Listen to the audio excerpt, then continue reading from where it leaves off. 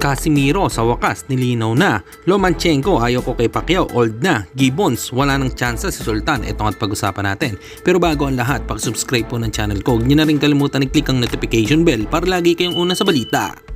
Bayan na laban ang aasahan. Balita sa mga pambato na isasalang. Pasabog na video, lahat yan nandito. Minyo Cruz TV ang iyong paborito. Pag-usapan nga po natin mga kaboxing, ayon naman sa anak ni MP President Sean Gibbons na si Brendan Gibbons na walang pagkakataon na makaharap ni Jonas Sultan si Japanese monster Naoya Inoue dahil nung natalo si Sultan kay Paul Butler ay nawala na ito ng tsansa na makasagupa pa si Naoya Inoue. Ayon pa kay Gibbons na gusto niyang manatili si Sultan sa 122 pounds division.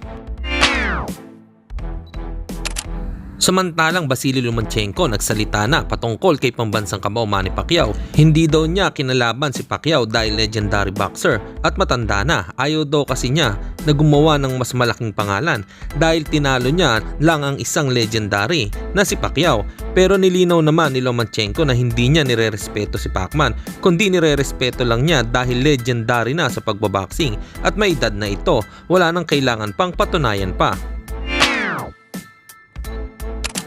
At sa kabilang balita naman tayo mga kaboxing, nilinaw na nga po ni Casimiro patungkol sa kumalat na inilabas ng Boxrec na hindi magiging main event si Cuadro Alas sa laban nito kay Guni. Ito nga po at pakinggan natin ang naturang pahayag.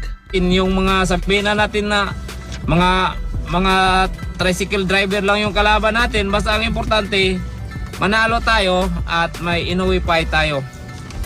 Ayan guys, oh. Ayan, dyan nyo po makikita kung sinasabi niya na ganon.